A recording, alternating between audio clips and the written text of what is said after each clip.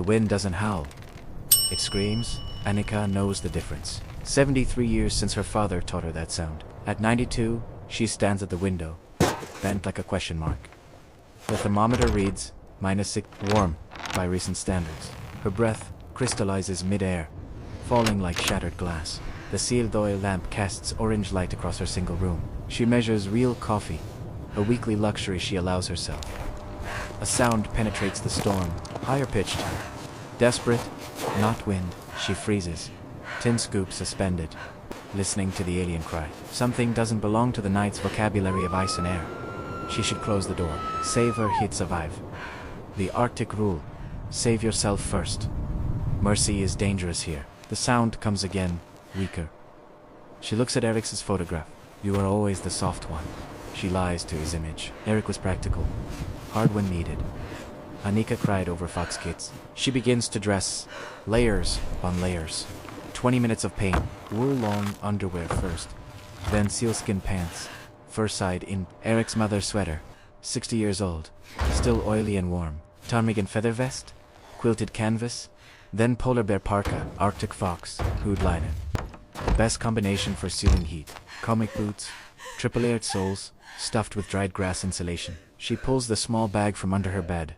Emergency supplies, dried fish, knife, seal fat, seal oil, hide, sinew, cord. 12 machos, waterproofed in fat. If she doesn't return, spring. She opens the door. The cold is a physical wall. Her first breath sends ice crystals down her throat, burning. The darkness is absolute. 68 days of polar nights. Her torch beam cuts through blackness like a knife through water. Lise. The sound has stopped. No, she We whispers. made it through the No, night. no, no. She sweeps the torch left, right, searching the void. There, movement. 10 meters away, near the empty fish rack. She moves toward it. Each step, a negotiation with gravity. 5 meters. She sees it. White fur stained dark with blood. An Arctic fox kit. Left hind leg twisted at impossible angle. So small. Maybe 3 months old. Born late in the season. Old enough to have left its mother. Too young to survive alone. Annika kneels. Cold seeps through her pants, seeking her bones. The fox tries to Not scramble alone. away. Broken leg preventing escape. It shows teeth too small to threaten anything. Terrified. Hush, Annika says. Hush, small one. I know it hurts. A trap, maybe. Or a polar bear cub playing too rough. The leg is shattered. Bone visible. Already starting to freeze. The merciful thing would be to kill it, quick and clean. Annika reaches for her knife. The fox looks at her. Dark gold eyes flecked with amber. In them, she sees Eric. She sees her children. She sees herself, needing saving, alone. Fahan, she says again. She puts the knife away. She opens her bag instead. She has done this before, 70 years ago. A snow hare with a broken leg. Eric laughed, then. It'll be someone's dinner anyway. But not today, she had replied. Not today. She pulls out tanned hide, sinew cord, prepares the splint. This will hurt, she tells the fox. I'm sorry? She removes her outer gloves, then the inner mittens. Her hands turn gray-white in seconds, burning with cold. She grips the leg above the break. Below, pulls. The bone grates, slips, aligns. The fox screams. Almost human. She works faster, hands burning, wrapping the leg in hide. Tying sinew tight enough to hold, loose enough to breathe. The fox goes limp, unconscious or dead. She cannot tell. She pulls her mittens back on. Fingers gray, stiff, painful. 15 meters to the house. Might as well be 15 kilometers. She lifts the fox against her chest, spine screaming in protest. Her back, her hip, her wrist, something cracks.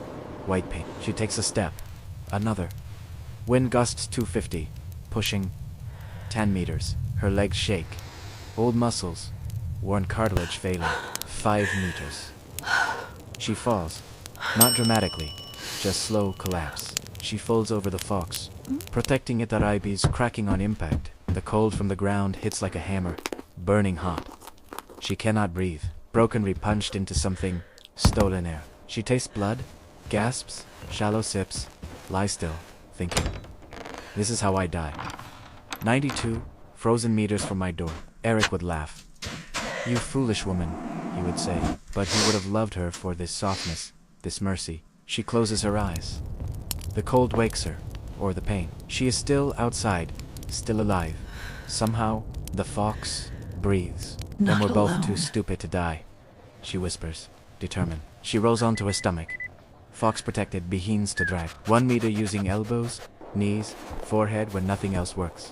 2 meters using shoulder, avoiding ribs, acromion, digging snow. 3 meters using good leg to kick, hip protesting, spasming. 4 meters, her hand touches the door. She cannot grip. She tries teeth, forehead, shoulder, finally wedges it open. She falls through into the airlock, pulls the door closed. Warmer here. -20 instead of -70. Enough. The inner door is heavy metal. She cannot push, cannot pull. She waits, breathes, feels the fox breathing, listens to her heart. Eric, she whispers, I could use some help. Silence. She presses her back against the door, pushes with remaining strength. The door moves a centimeter. She drags the fox through. She drags herself, scooting on her back, protecting broken wrist. The door closes with a final kick. Says inside Annika lies on her floor, bleeding, broken, holding a fox. She laughs, wet and painful, but real. She made Italiano. Survival becomes a list of small tasks. First, close the door. Second, warmth. She crawls to the lamp, every movement agony. Third, the fox. She lays it on her bed of furs. Fourth, herself. She undresses, revealing bruises, breaks, frostbite. She binds her wrist with fabric, using teeth for knots. She warms her frostbitten fingers slowly in her armpits, burning. Fifth, the fox. She melts snow, adds seal fat for calories. She dips fabric in warm water, holds it to the fox's mouth. Nothing. Its eyes stay closed. Come on, she urges. She pries its mouth open, lets drops fall in. Eat, swallows. Again. More drops. Another swallow. Its eyes open. Look at her. She feeds it drop by drop for over an hour. Patient. Hello, When the fox small stops one. swallowing, she stops, covers it with furs. Live or don't, she says. I've done what I can. She lies down beside it. Cannot stay kneeling anymore. Sleep comes fast, pulling her down into darkness. Exhausted, she wakes to pain. Everything hurts, but she is alive. And so is the fox. It watches her, golden eyes alert. Hello, small one, Nika whisper. The fox's ears twitch. Outside, the wind still screams. The darkness still reigns. Nothing has changed except everything. They are both alive. The fox makes a small sound, not whimper, not chirp. Anika reaches out with her good hand, touches its head. You'll lose the leg, she tells it, but 3 legs are enough. She struggles to sit up, gasping as her ribs shift. Or maybe you'll die tomorrow, Not alone. she continues.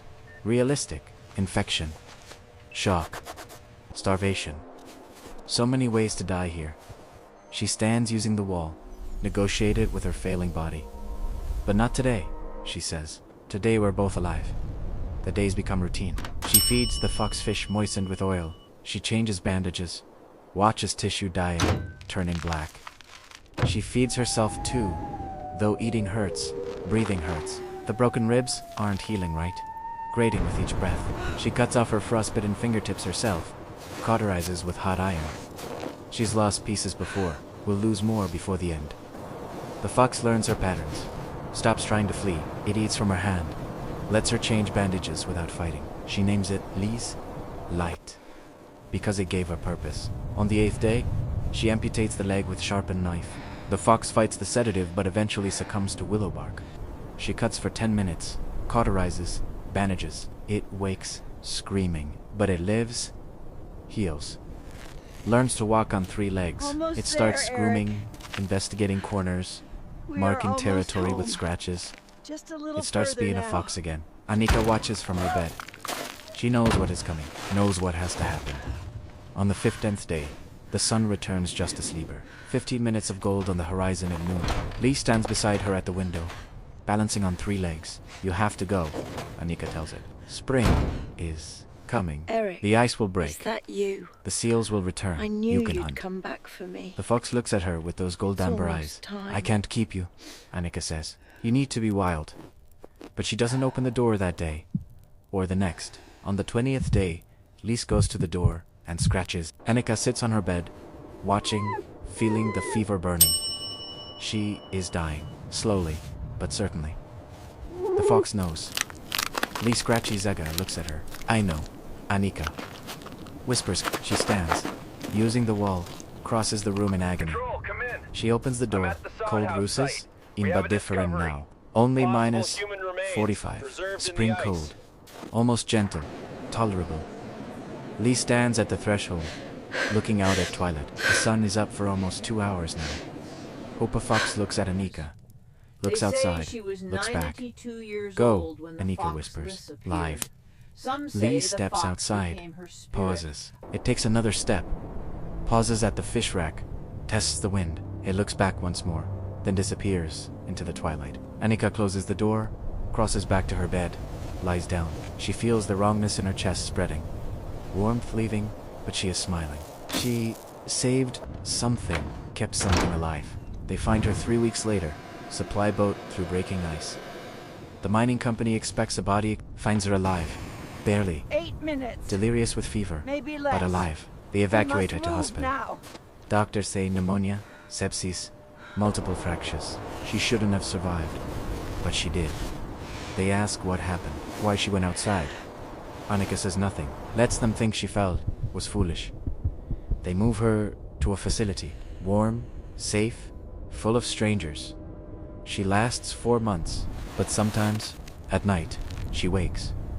Thinks she hears scratching at her door. Remembers Goldember eyes. Remembers three-legged hap across snow. Weight against broken ribs. Remembers choosing mercy over survival. Softness over practicality. Remembers being, for one rescue, one act of kindness. Not alone. And she smiles. In a world of -70 darkness and solitude, she had saved something, given something back to the Arctic, had been, for one night, one impossible act of compassion, connected. The wind still screams outside her facility window. She doesn't hear it. She hears only the scratching, sees only the eyes, feels the warmth. She dies, smiling, remembering. There you are, Eric. Not alone, never I knew you'd alone. come back. Her story passes into legend, Fire is the warm Foxwoman of tonight. Kavalvigen, told around fires by Sami Eldas to tourists and children. Some say she became a fox, spirit running forever in snow. Some say the fox became her, guiding lost travelers home. Her great-granddaughter reads her journal 50 years later, weeps. Understanding finally the sacrifice, the love, the Arctic solitude. In the northern lights, some see her dancing with a three-legged fox. Green and pink curtains of light, eternal, transcendent, connected. The Arctic takes so much, but she gave something back. A life for a life. Mercy in a merciless place. Love. And in that giving, she found what she had lost. Not alone. Never alone. The fox remembers. The Arctic remembers. They We remember. say The story Foxwoman of continues. Kvalvorgen Passed from voice to voice. sacrificed The wind everything screams. for love. The woman bends. The fox waits. And in the waiting, in the bending, in the screaming wind, there's something else. Something higher.